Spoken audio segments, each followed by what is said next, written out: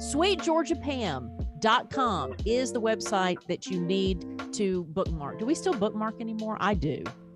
I don't know. Is that an old-fashioned thing to say, bookmark? But I still bookmark You know it. what? In your social media, you add to favorites.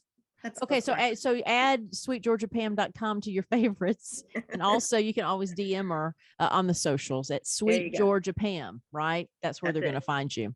We'll tell you more about what is on her website. And also if you're watching this on YouTube, you can always, leave us comments in below. You can describe your dream below. You can give feedback on what she's talking about in dreams below. So, just let us know about what's going on with you. Pam, my friend, I'm so excited because I saw this article. She does not know about this article that I saw last night. What did you find? I'm so excited. This is out of the Los Angeles Times, and Stuart Miller did a story on Janelle Monae. Love her. Singer, actress, fantastic. And she has done a lot with a particular dream she had. Okay. So I thought maybe today, not only could you talk about this dream of hers, but the fact that she's doing something with it, right? So I'll tell you about the dream in a second, but she had this nightmare. So it was a bad dream. And since she had it a few years ago, her album from 2018, Dirty Computer, actually was inspired by that dream. And then now she has just released her first book, which is a collection of science fiction stories, again, inspired by this nightmare. Wow. Right? And so here's the dream. Just a few years ago, she dreamt that she was kidnapped from a movie theater by mysterious creatures that wiped her memory clean. Oh my God. I'm taking notes. And I don't know whether it's because we've started this podcast or are we pushing into the universe, people talking about dreams, but it's just fascinating that I notice this now. I notice these stories more now. And so, this again was just in the LA Times. I'm like, oh, I can't wait to tell Pam about this. It's a juicy one. Oh, it's a juicy one too. And what's funny is I was in a dream session with somebody else earlier this week and kidnapping came up. And that's not a common thing for me. So here it is again. And I'm like, oh, okay. Kidnapping. What is that? Right. I love it. Okay. Well, the first thing I want to say is hooray for Janelle, allowing creativity, for her dreams to be an outlet of creativity. So smart for creatives in general and artists and musicians and actors to create that back and forth dialogue with their dreams, because it's just a wellspring, right? We dream the weirdest stuff. Right. Right. So and it's also unrestrictive, right? So that's the other thing I think with people who are in a creative block, right? So they can't think of new ideas, or they can't think of a new song or a new book or whatever. Yes. Dreams are a great resource for that because they're untethered. Yes. They should open their old dream journals. Or start one if they don't have one. Yes. Start one if you don't have one, but open those old ones if you do. Okay. So let's go straight to kidnapped. Okay. So kidnapped. So we've got kidnapped, movie theater, mysterious creatures, clearing out memory. Correct. Those are very clear symbols. So with kidnapping is a very specific form of snatching or removing. It's removing the whole person. It's removing the whole person from a scene. So when we went into this earlier in session, it's different than somebody robbing you because they're taking your identity. Okay. But if they're kidnapping you, they're taking your whole being out of the picture. So it's like if my ego were suddenly taken, my identity was suddenly gone from a scene, what remains?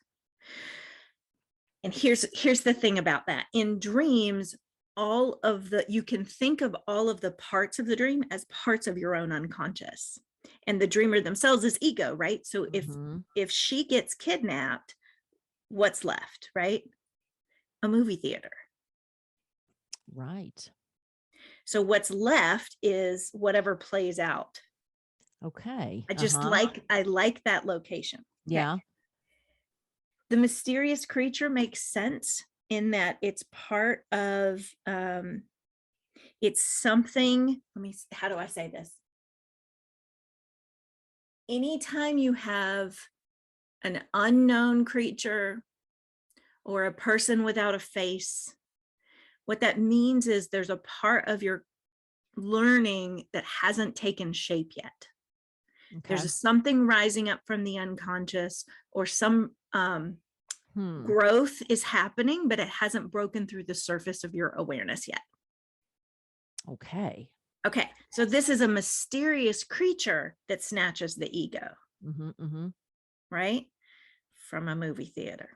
There's your acting piece. Role playing. That's what movie theater makes me think of. Role playing. Okay. And clearing her memory. That's like exploring, oh God, it's so dark. It's so dark, but it's like exploring death from the perspective of staying alive, and look and watching what would happen if I died. What would happen if my whole identity was taken from the scene and I couldn't remember the life that I had. That's like next level starting over. Well, I want to follow up. I was curious what you were going to say, because she talks about her interpretation of the dream. Oh, I love it.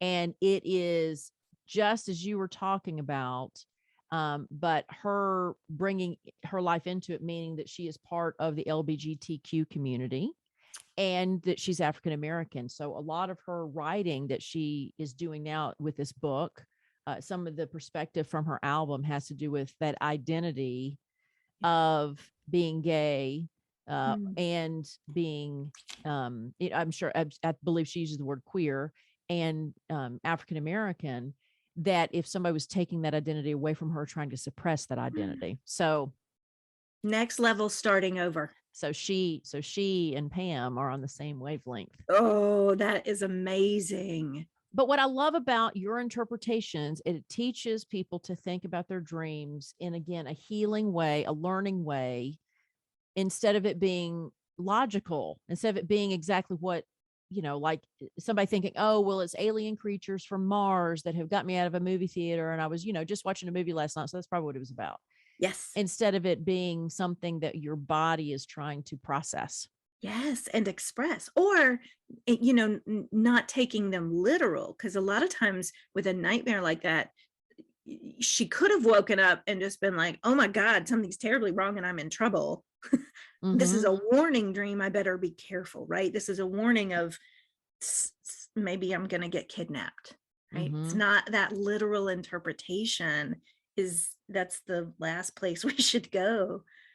Now it's funny you say that, to throw in, because we usually only interpret one dream, but to throw in a similar thought in my mind, I never analyzed it that way. But one of my first nightmares, and I've talked about a funny nightmare earlier, but one of my first true chilling nightmares was I was kidnapped as a child, and I was naked, and I was in the back floorboard of the kidnapper's car where you couldn't see me. So they had put me, and as a child, I thought, again, it's this warning, don't, because I'm of the same age as, Adam.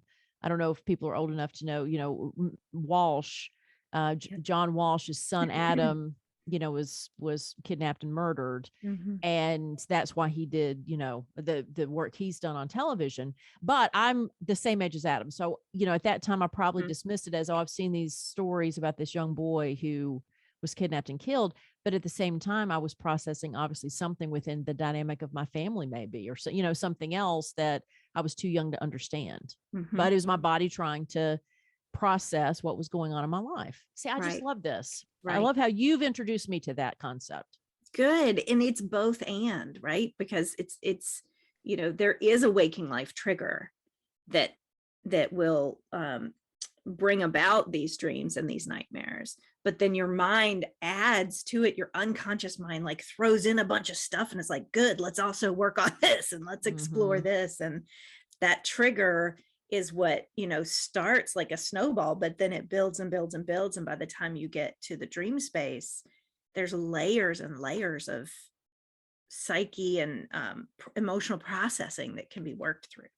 Well, Pam, you mentioned earlier that you do sessions, you do private sessions, and I'm going to go back to the website, sweetgeorgiapam.com, because for listening to the show, I mean, you get a free downloadable guide called 6 Nights to Better Dream Recall, right? For those who may have a hard time remembering their dreams, and now they want to after listening to this.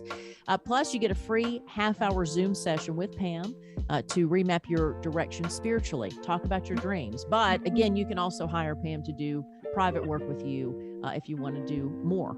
Correct? Did I get all that right? Yes. Fantastic. Y'all, please find me and share your dreams with me, and let's unpack them together. Absolutely. And she's on social media at Sweet Georgia Pam on all the socials.